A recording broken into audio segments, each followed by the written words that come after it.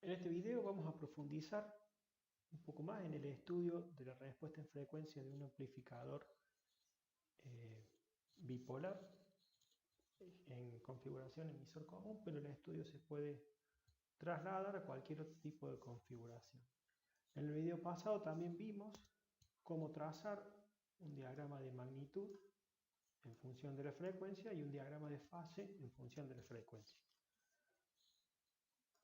El ancho de banda de un amplificador se va a definir como la diferencia que existe entre la frecuencia superior de corte y la frecuencia inferior de corte. El factor de mérito de ese amplificador es el producto ganancia-ancho de banda, que me da una idea de cuán ancha es la banda con respecto a la altura de la ganancia. En muchos casos se puede jugar con esos dos factores para ganar más ancho de banda, sacrificando un poco más de ganancia, de forma que esa área que forman la ganancia en la banda media y el ancho de banda va a permanecer constante. Ahora vamos a ver qué es lo que determinaba cada uno de estos márgenes en frecuencia. Como mencionamos anteriormente, el estudio de la respuesta en frecuencia de la ganancia de un amplificador se hace a través de la transformada de Laplace de esa función de transferencia, y la vamos a poder expresar como un producto de funciones y constantes. La constante es la ganancia de la banda media, que representa esta parte plana de la curva del diagrama de la magnitud. La función para bajas frecuencias, que es esta del medio, me va a describir el funcionamiento en baja frecuencia, y la función en alta frecuencia va a determinar los parámetros que determinan la caída de ganancia cuando se incrementa la frecuencia más allá de cierto límite. En el margen de las bajas frecuencias, los capacitores de acoplamiento y de derivación o de desacoplamiento están activos. Esto quiere decir que la impedancia que presentan a la frecuencia de entrada es significativa y tiene que ser tenida en cuenta, no puede ser despreciada frente al resto de los componentes que hacen al amplificador. En ese caso, los capacitores internos del transistor, que son los que van a afectar a la respuesta en alta frecuencia, se consideran como circuitos abiertos y esta función se aproxima a la unidad. La ganancia en ese caso, la función de transferencia que tiene ese amplificador, es la ganancia media por la función en bajas frecuencias. En las bandas medias, eso es, frecuencias que se encuentren dentro del ancho de banda, digamos, dentro de esta parte, los capacitores tanto de acoplamiento como de desvío, como los capacitores internos parásitos que tiene el transistor, están en el primer caso, los de acoplamiento y derivación, se pueden considerar ya que son cortocircuitos, y los de alta frecuencia se puede considerar todavía que son circuitos abiertos, por lo cual no van a influir en la respuesta en esa banda. Entonces, en esta banda, la función se aproxima a la ganancia en la banda media. En cambio, para las altas frecuencias, las capacidades de acoplamiento y de derivación ya son un cortocircuito, ya lo venían siendo anteriormente, pero ahora tienen relevancia las capacidades internas que tiene el capacitor. Y la función de transferencia se aproxima a la ganancia media por la función en alta frecuencia. Vamos a ver ahora cómo es la ganancia de cómo se determina la ganancia de un amplificador BJT. Por lo general, una función de transferencia en baja frecuencia de un amplificador en emisor común de un transistor bipolar tiene una forma similar a la que se muestra en ese cociente de polinomios en el cual ya se han factorizado los polos y los ceros. Fíjense que si existe un polo que es dominante, o sea, un polo que es mucho mayor que el resto, hay un polo, en este caso supongamos que P1 es mucho más grande que todo el resto y es más grande que todos los ceros, esa función se puede aproximar como la de un filtro pasaaltos.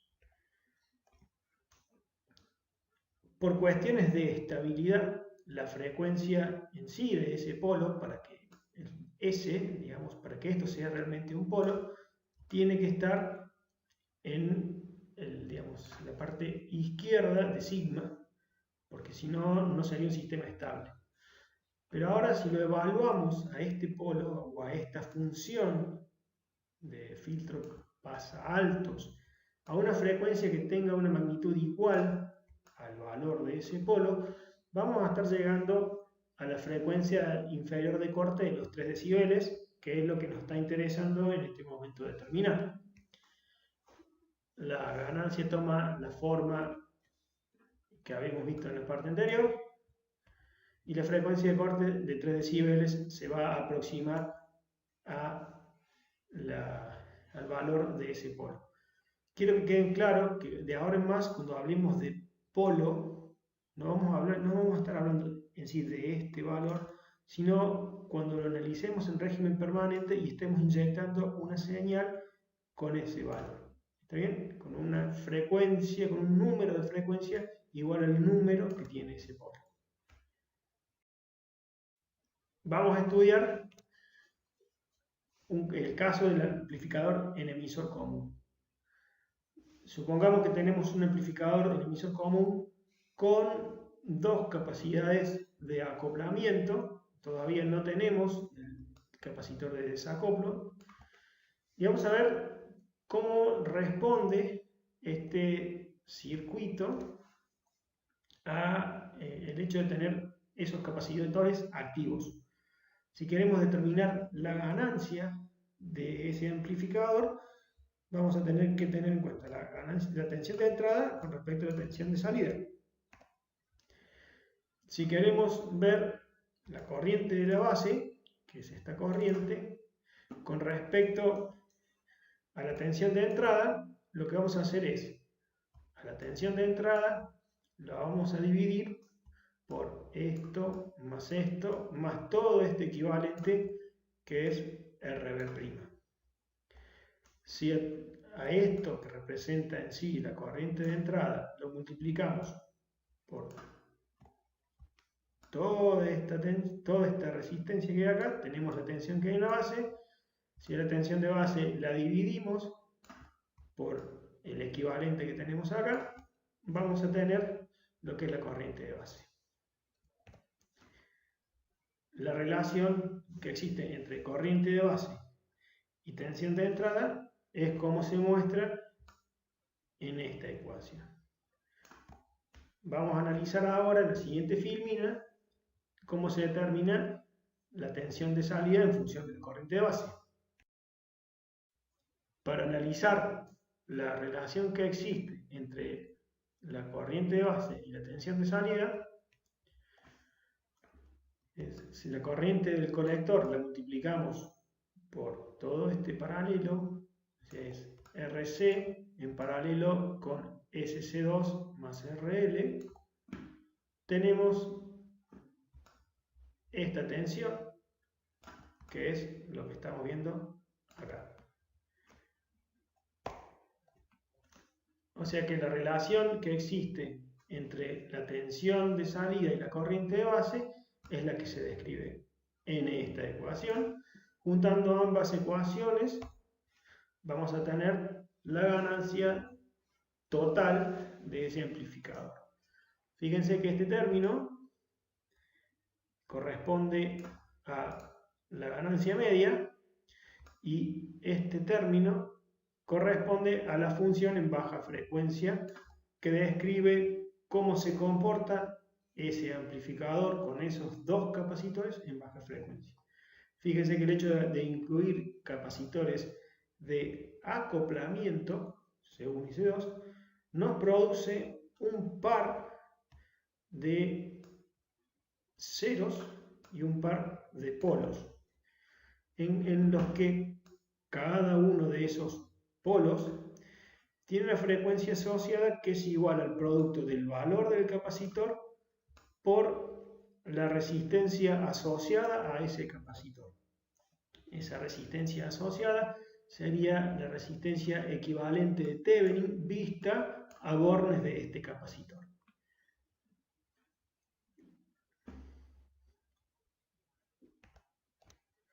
Los polos, como dije antes, realmente van a ser negativos por una cuestión de estabilidad, tienen que ser negativos. Pero cuando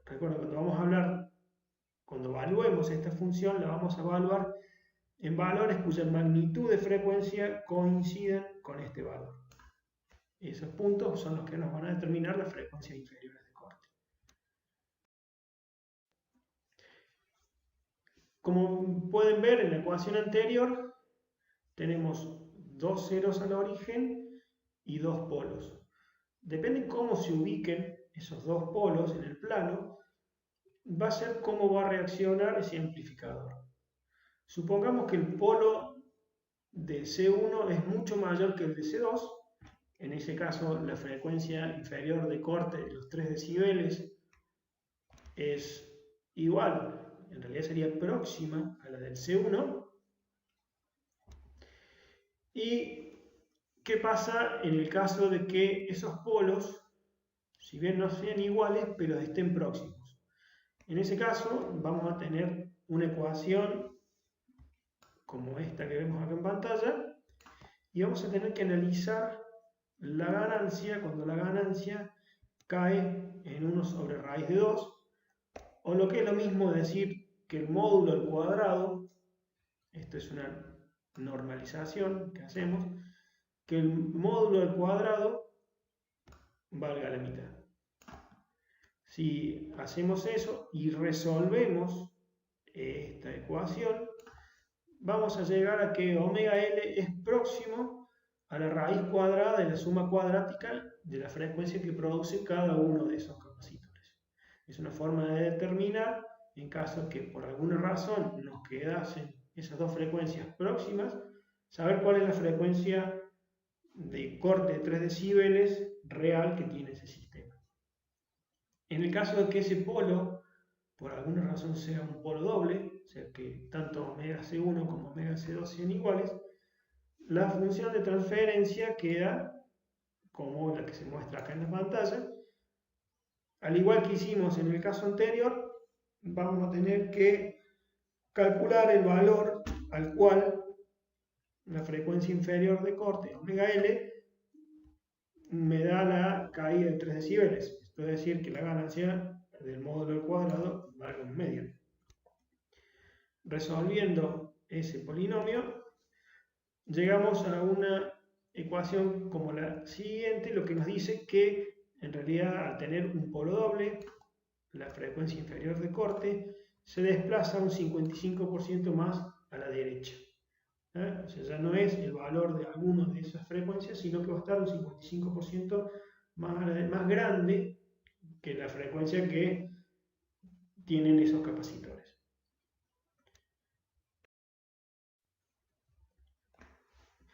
Ya que hemos estudiado los efectos que producen los capacitores de acoplamiento, el efecto es nos produce un cero y un polo, un cero al origen y un polo a una determinada frecuencia. Vamos a ver qué efectos produce tener un capacitor que desvíe la resistencia del emisor, tal como lo mostramos en ese circuito. Vamos a suponer para este análisis que tanto C1 como C2 son cortocircuitos, para no complicar tanto el estudio, y vamos a ver cuánto aporta solamente ese capacitor. En ese caso, si sacamos la relación que existe entre la corriente de base y la tensión de entrada, llegamos a una ecuación como la que se ve acá. Para llegar a esto necesitamos hacer bastante álgebra, en donde R' representa a este paralelo de R1 y RB traídos a nivel de emisor, es decir, dividido por HFE veces más 1, y H y B no es otra cosa que el H y E dividido el HFE. Lo hemos traído a toda esta impedancia que ves acá equivalente, la hemos traído a nivel del emisor. Por eso están divididas por HFE veces más 1. O sea, lo que nos mostraría, lo que nos muestra esta ganancia es que el hecho de tener un capacitor de desvío o desacoplo de la resistencia del emisor va a producir un 0 a una frecuencia que no es el origen, o sea, no tiene es en S, sino que tiene a una determinada frecuencia que va a estar dada por el producto de la resistencia emisor, por la capacidad que existe de desacoplamiento, y un polo que va a estar dado por la resistencia equivalente vista a bornes de ese capacitor, que no es otra que es R', que era el paralelo correspondiente entre RI y RB traídos a niveles de base, más el HIE en paralelo todo esto con el R. Eso es lo que nos demuestra esta ecuación.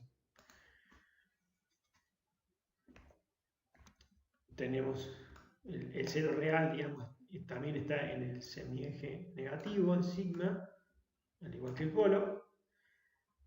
Por lo general, esta resistencia es mucho menor que esta, ya que esto es un paralelo, siempre va a ser menor que esto, y va a existir una distancia considerable, digamos, cuando hablamos de distancia es en realidad una frecuencia considerable de separación entre ese polo y ese cero.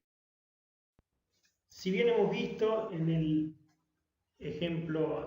los ejemplos anteriores cómo determinar las frecuencias de cada uno de los polos y de los ceros de ese amplificador del emisor común, existe una técnica que nos va a permitir analizar circuitos más complejos, o sea, pueden ser circuitos en cascada de amplificadores en los cuales haya muchos capacitores en juego, y determinar la frecuencia de corte de ese amplificador compuesto, amplificador de cascada, es bastante más difícil de hacerlo con el método anterior. Por eso vamos a ver una técnica que es la técnica del cortocircuito para la determinación de la frecuencia, que nos va a permitir realizar diseños de amplificadores con una determinada característica en frecuencia,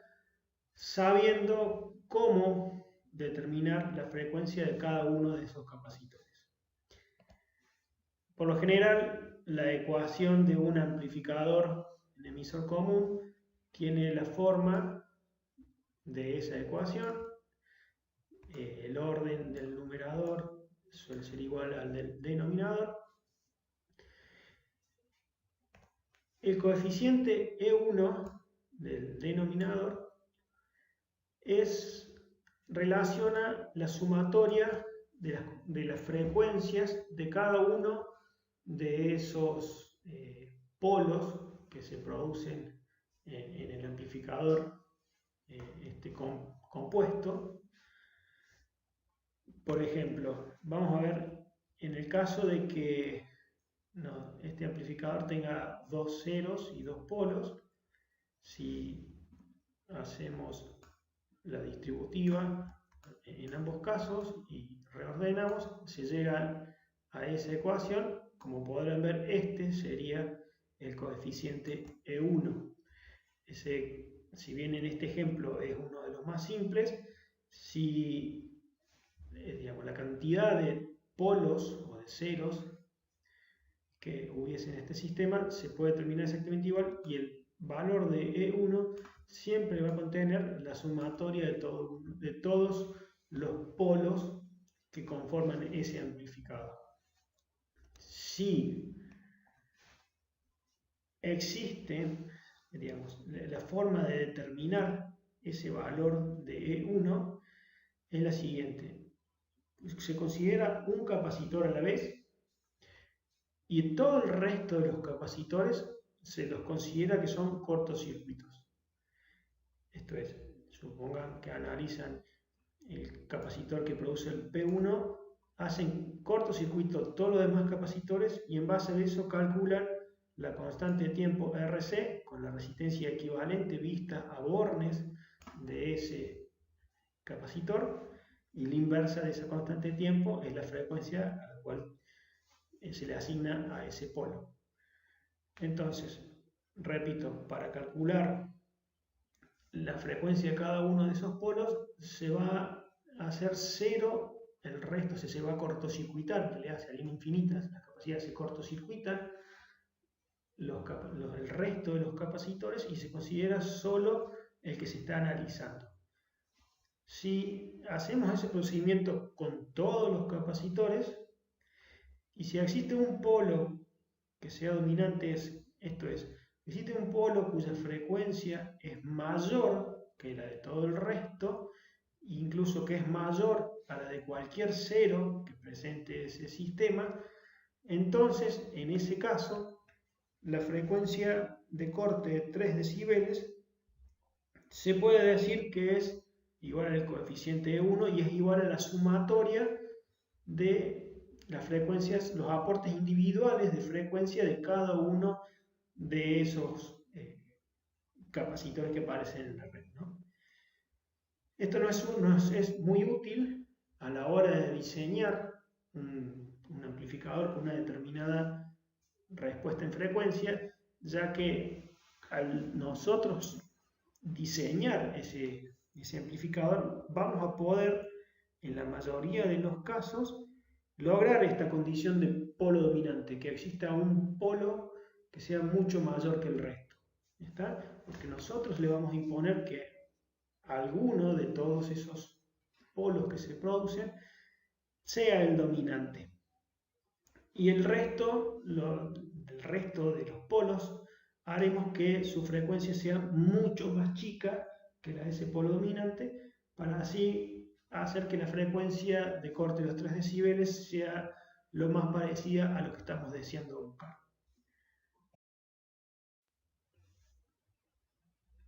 Para afianzar un poco más lo expuesto anteriormente, vamos a ver un ejemplo de un amplificador sencillo, pero nos va a servir para poder hacer todos los cálculos que estuvimos planteando hace un ratito. Cuando tenemos un amplificador como este tipo y nos piden que la frecuencia inferior de corte sean en 100 Hz, o lo que equivale a decir a 2pi por 100 Hz en radianes, que es lo que vamos a trabajar. Como siempre, lo primero que vamos a tener que hacer es polarizar a ese transistor, saber al menos la corriente ICQ que está circulando por el colector de ese transistor, y con esa corriente ICQ vamos a poder calcular el valor de el HIE de ese amplificador. Paso seguido, lo que podemos hacer es vamos a calcular la ganancia en la banda media. Para ello, lo que hacemos es dibujar el circuito tal cual lo hemos estado haciendo hasta ahora, considerando ideales los capacitores, poniéndolos todos en cortocircuito, y calculamos la ganancia media en la banda de paso. En este caso, la ganancia nos da menos 35,4, o lo que equivale a 31 decibeles.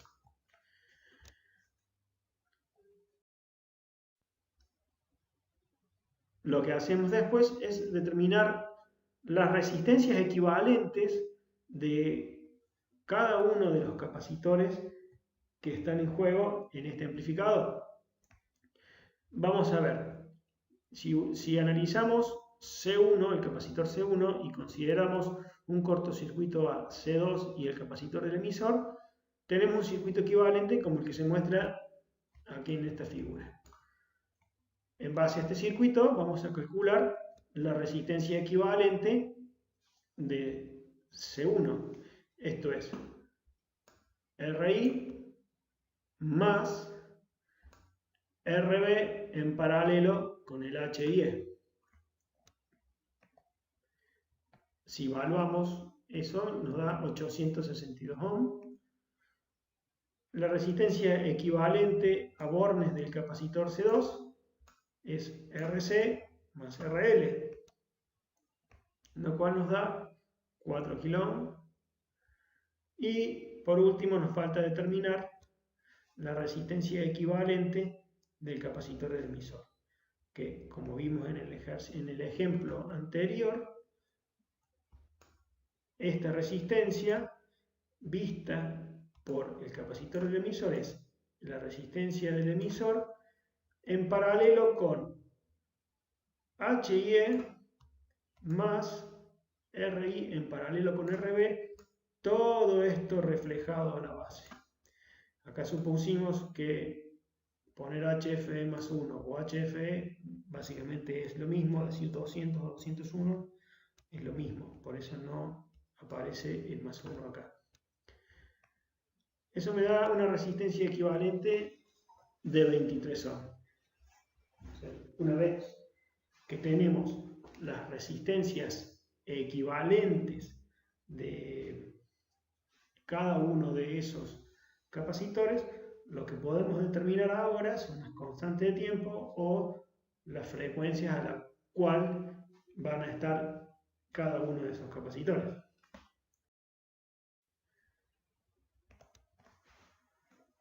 Como dijimos anteriormente, la frecuencia de los 3 decibeles se podía expresar como la sumatoria de las frecuencias o de las inversas de las constantes de tiempo que producen cada uno de esos capacitores. Ahora vamos a ver qué produce cada uno de estos, cómo determinar cuál va a producir el polo dominante. Generalmente se utiliza el capacitor que está en el emisor, que sea el que produzca el polo dominante, ya que la impedancia que tiene asociada es la menor, y eso, si bien nos va a dar un capacitor grande para lograr la frecuencia más grande, lo que se logra de esa manera es disminuir la capacidad total del sistema. Esa es una práctica más bien empírica, no es un hecho físico en sí, sino es una cuestión empírica. Entonces, llamemos que el polo que se produce en el emisor va a ser, por ejemplo, esto quiero que quede claro que es solamente un ejemplo, este número podría haber sido más grande, incluso, podría haber sido 0,99, eso no hay problema, es un número que se me ocurrió a mí, eso quiero que quede claro. En eso van a tener libertad, que es un diseño siempre y cuando lleguen a que la frecuencia superior, digamos, la frecuencia de 3 decibeles de baja frecuencia de el valor que nos imponen. Si decimos eso, que este polo produce el 95%, nos da un capacitor de 73 microfaradios. El hecho de tener un capacitor de desvío en el emisor, recuerdan que producía un 0 a una frecuencia determinada, ese 0 está a 45 radianes, que es mucho menor que los 628 que me produce el polo, que son los 100 Hz. En realidad es un poco menos porque es 0,95 de 628. Pero como podemos ver, ese 0 no es dominante.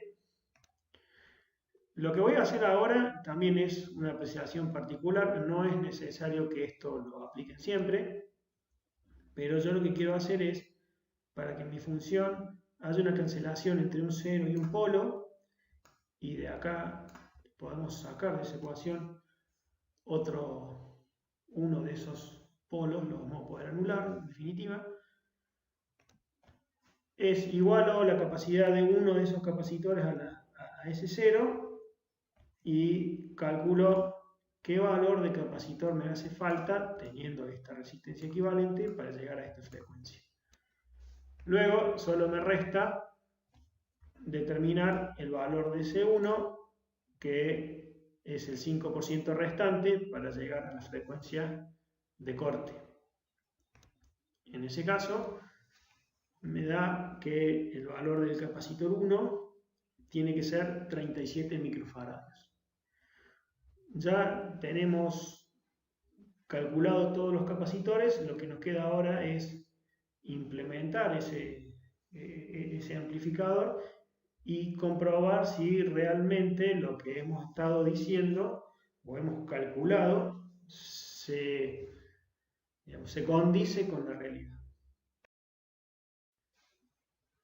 En esta imagen vemos, esto sería una aproximación de la función de transferencia, que es la ganancia de la banda media, un S cuadrado. Recuerdan que capacitores de acoplamiento producían ceros al origen.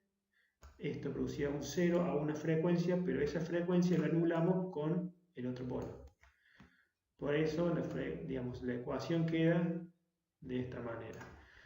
Simulando ese circuito, no esta ecuación en sí, sino haciendo la simulación del circuito del ejemplo y dándole los valores de los capacitores que calculamos anteriormente, obtenemos unas gráficas de módulo y de fase como las que ven en la figura, en las cuales la ganancia de ese amplificador da 31,6, y si vamos a los 100 Hz, vemos que la ganancia ha caído esos 3 decibeles que habíamos dicho que iba a caer para esa frecuencia. Por lo tanto, podemos decir que tuvimos éxito en el diseño, y en el cálculo de esos capacitores para lograr una determinada respuesta en frecuencia. Generalmente, cuando nos dan un requerimiento de frecuencia, nos dicen este punto, pero no nos están diciendo cómo queremos llegar a ese punto. O sea que mientras que lleguemos a ese valor, no va a importar qué es lo que suceda mucho más abajo de esto. O sea, siempre que lleguemos a este valor. Con eso terminamos el análisis en baja frecuencia, el estudio en baja frecuencia. Recuerden que el enfoque que le dimos a este estudio es básicamente para poder diseñar sistemas básicos o más complejos, sabiendo cómo determinar las frecuencias que producen cuando digo frecuencias, son la ubicación de los distintos polos y ceros que forman la ecuación de transferencia de ese amplificador con respecto a los requerimientos que nosotros queríamos. O sea, es cómo vamos a ubicar esos polos y ceros para llegar a un determinado requerimiento en frecuencia. Vamos a empezar ahora el estudio de la parte de alta frecuencia de un amplificador en emisor común. Ya que hemos visto cómo se determinaba la frecuencia inferior de corte de 3 decibeles de un amplificador, vamos a ver ahora qué es lo que sucede en alta frecuencia.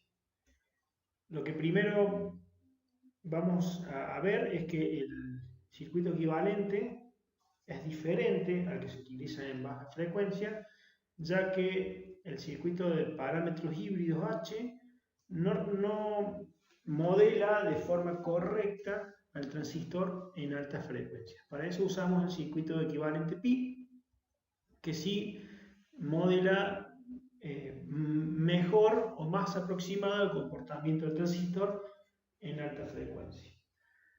Como podemos ver, este circuito equivalente pi tiene una resistencia asociada entre la resistencia de base y base prima, siendo base prima realmente la parte semiconductora. Esta resistencia base prima estaría comprendida por la resistencia que se forma entre la unión del semiconductor y la patita, por decirlo de alguna forma, que sale del transistor. Esa resistencia tiene algún ohm de valor de la resistencia. La resistencia base prima emisor es algo que vamos a ver, pero es algo parecido en cierta forma al HIE que habíamos estado viendo. La resistencia base prima colector representaría la impedancia que tenemos en la unión base colector. Esa impedancia es muy alta. Recuerden que para que el transistor opere en la zona lineal, la unión base colector se debe polarizar en sentido inverso, lo cual presenta una impedancia extremadamente alta. Lo que digamos, caracteriza a este equivalente son las capacidades que aparecen entre la base y el emisor y las capacidades que aparecen entre la base y colector. ¿Qué son esas capacidades? La capacidad entre base prima y colector, o sea, dentro del semiconductor que estamos hablando, se forma ya que al estar esa unión base-colector polarizada en sentido inverso, existe una acumulación de cargas tanto en la base como en el colector, y esa acumulación de cargas, digamos, la distancia que existe entre esa acumulación de cargas depende de cuán polarizada y en forma inversa esté la unión base-emisor.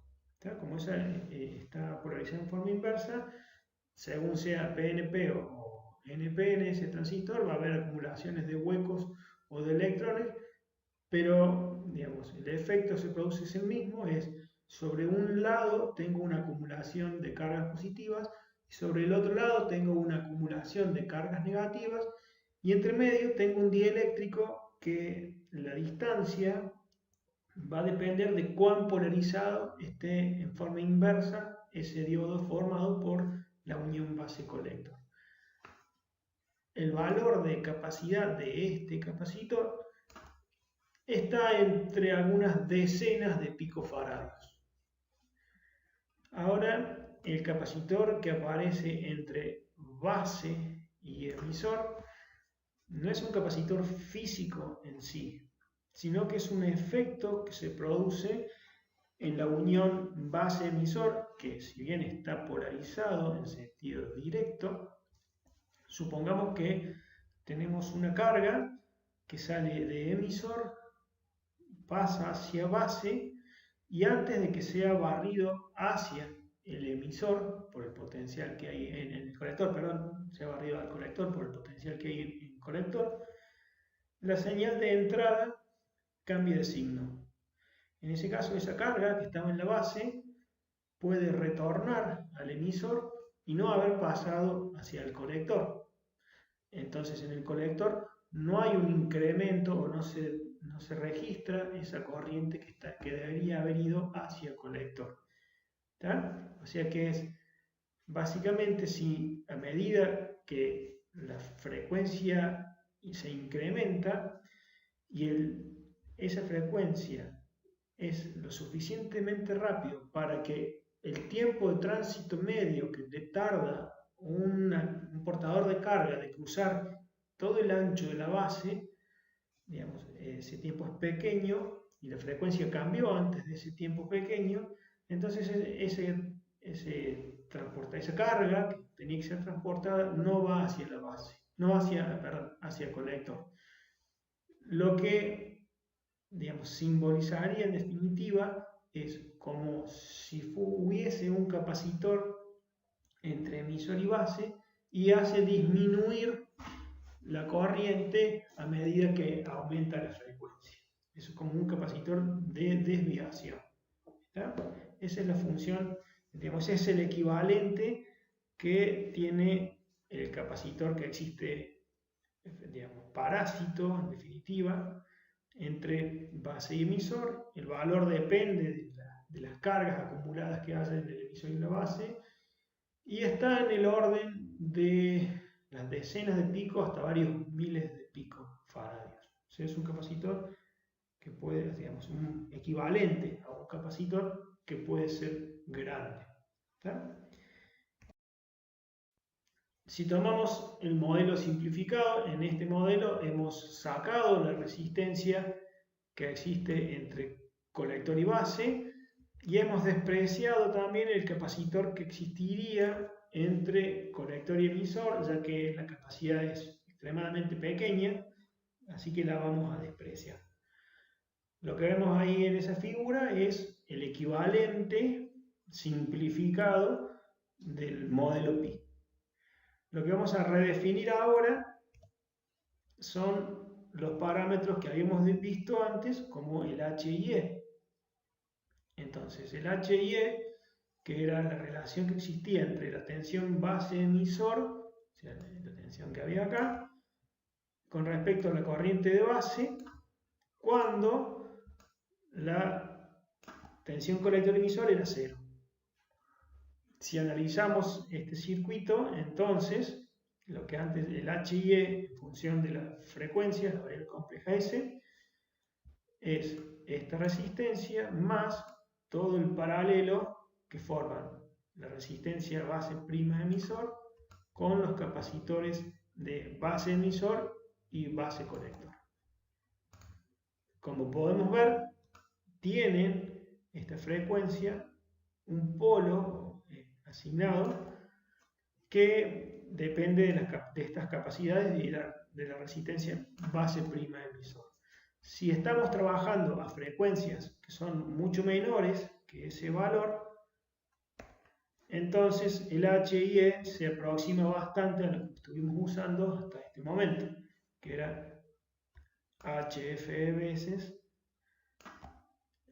el equivalente térmico por dividido, perdón, la corriente que existe en el emisor.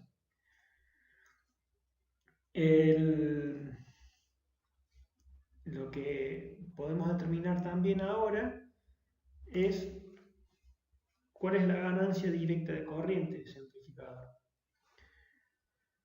Fíjense que la corriente que realmente va a tener cambio en el colector es la corriente de base prima, porque hay parte de esta corriente de base que va a ser desviada, más que nada por este capacitor. ¿Está bien?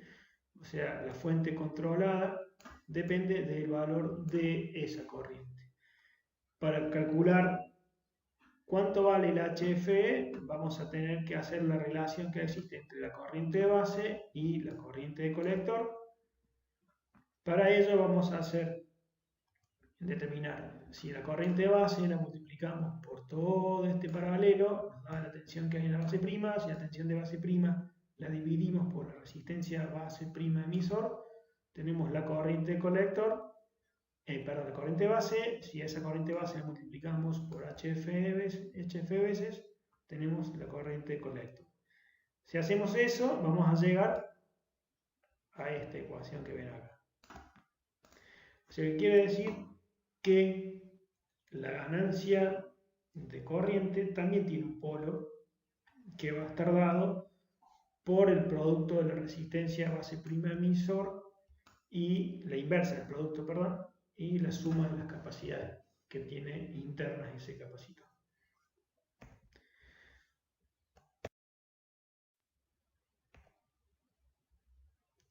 Una forma de describir, digamos, cuán buen transistor es el que estamos utilizando, nos lo da en la noción de estos valores, el omega beta y el omega t.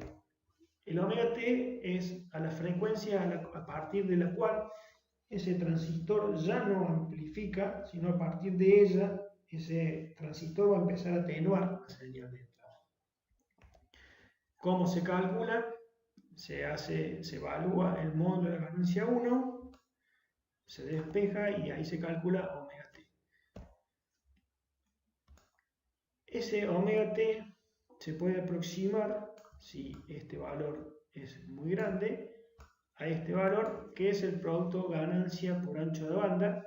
Lo que nos quiere decir este valor es que podemos estar trabajando a frecuencias mayores que omega beta, siempre que resignemos un poco de ganancia. O sea, por ejemplo, podemos trabajar acá a una frecuencia que es mayor a omega beta, pero vamos a lograr que ese transistor tenga una ganancia menor que el HFE que nos especifican en principio en la hoja de datos. Si podemos hacer esa salvedad, vamos a poder tener un ancho de banda que sea un poco mayor. Vamos a analizar ahora, ya que conocemos quiénes son los que nos causan un detrimento en la respuesta en frecuencia, vamos a analizar ahora el comportamiento de un amplificador emisor común en alta frecuencia. Lo vamos a estar alimentando con una fuente de corriente, esto es para que sea un poco más sencillo el análisis, no tiene ninguna otra explicación. Lo que también vamos a suponer en este análisis es que la resistencia del colector es mucho mayor que la resistencia de carga, por lo cual el paralelo tiende a ser la resistencia RL, y que la impedancia de salida es mucho mayor del transistor, o sea, el 1 sobre HOE es mucho mayor que el RL, para que, de nuevo, el paralelo entre RL y el HOE sea prácticamente igual a RL. Haciendo esas simplificaciones, tenemos un circuito equivalente de ese amplificador en emisor común, como el que se muestra en esta figura. ¿Está? Vamos a estudiar ahora cómo calcular la ganancia de este amplificador. Otro detalle a tener en cuenta, que en lugar de usar HF veces la corriente de base, vamos a utilizar la transconductancia GM por la tensión base emisor. Si hacemos el análisis es igual a 1 sobre HIV. Esto nos va a servir porque nos va a simplificar un poco los cálculos a la hora de calcular un circuito equivalente. Lo que podemos ver en este circuito es que este capacitor, el capacitor base prima colector, nos produce una realimentación negativa, o sea, esta parte de la señal de la salida está ingresando en la base de ese transistor. Para no hacer un análisis en base a realimentación, vamos a tratar de encontrar un circuito equivalente de este sistema que nos permita hacer un análisis de manera similar al que estuvimos haciendo en el amplificador en emisor común en baja frecuencia. Para ello vamos a tratar de determinar qué impedancia estamos viendo hacia el colector y qué impedancia se ve hacia la base. Y de esa manera vamos a poder eliminar este capacitor que está uniendo colector con base. Planteando la ecuación de la impedancia, va a ser igual a la tensión que tenemos acá, que es la tensión base prima emisor, dividido la corriente que está circulando por este capacitor. Esta corriente va a ser igual a la diferencia entre la tensión base prima emisor y tensión colector emisor dividido por la impedancia de ese capacitor. Sería este término. A su vez, la tensión colector emisor, en este caso, va a estar dada por menos la corriente que hay en el colector, que es Gm por la tensión base prima emisor, por la resistencia de carga.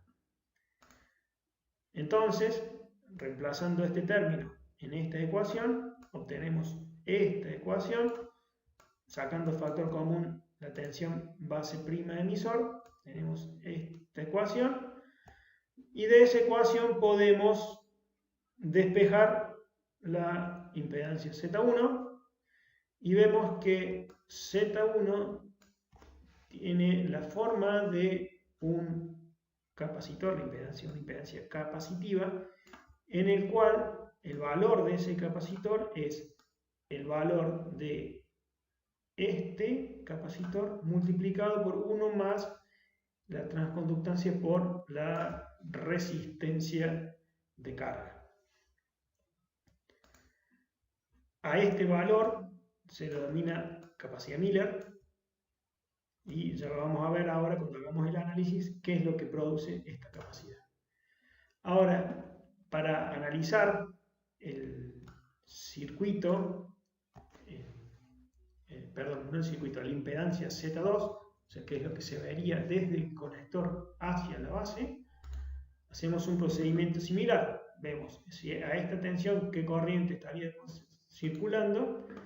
En ese caso es la tensión conector emisor menos la tensión base emisor dividido la impedancia de este capacitor, siendo la tensión base emisor, que sale de acá, menos la tensión colector emisor GMRL, reemplazando esto en esta ecuación, obtenemos ese valor de corriente, sacando factor común la tensión colector emisor, llegamos a esta ecuación, y de esa ecuación podemos determinar cuánto vale la impedancia que se está viendo hacia la base. ¿Está bien? Como vemos acá, también es un capacitor, que se estaría viendo hacia la base, es un capacitor cuya capacidad depende en forma inversa del producto GMRL. Esa capacidad se llama capacidad de salida, la conocemos como capacidad de salida, y en la próxima filmina vamos a ver cómo queda entonces nuestro amplificador en emisor común sin ese capacitor que realimentaba parte de la salida en la entrada, y lo reemplazamos por dos capacitores, un capacitor Miller, el equivalente de Miller de ese capacitor, y un capacitor de salida.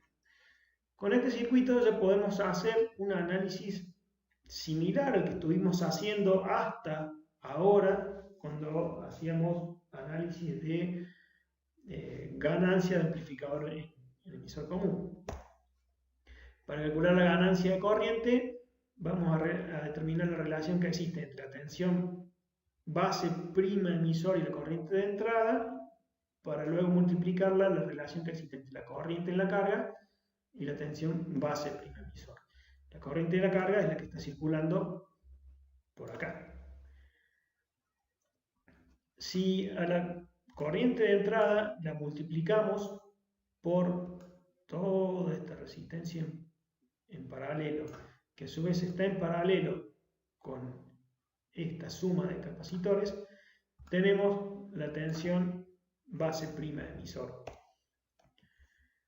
Si hacemos la relación que existe entre esa tensión base prima emisor y la corriente de entrada, tenemos el primer término de la ganancia de corriente. Para la ecuación de salida, dijimos IL es igual a menos GM, tensión base prima emisor, por el paralelo que se produce entre esta resistencia y este capacitor, dividido por esa resistencia.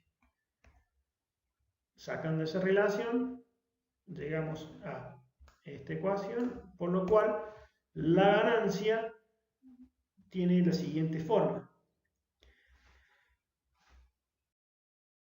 Como pueden ver entonces, la ganancia de corriente tiene dos polos,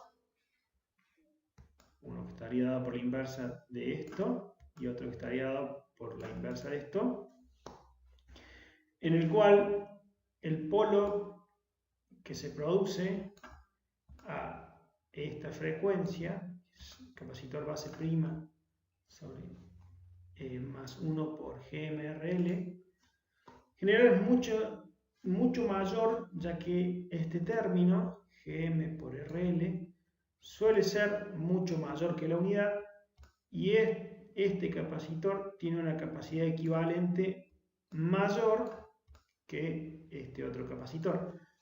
Por lo tanto, el capacitor formado por la capacidad Miller y la capacidad base prima emisor va a ser el que me va a determinar la frecuencia superior de corte.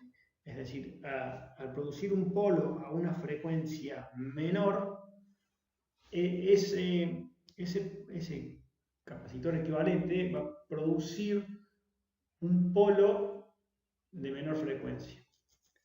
El otro capacitor, el capacitor de salida, produce un polo a una frecuencia que es más grande y depende de cuanto mayor sea el término Gm por RL, menor va a ser el ancho de banda. Es decir, la frecuencia superior de corte va a ser cada vez más baja. O sea que vamos a tener que tener en cuenta un compromiso entre ganancia y ancho de banda cuando diseñemos algún amplificador en configuración emisor común. En realidad siempre lo vamos a tener con cualquier tipo de configuración.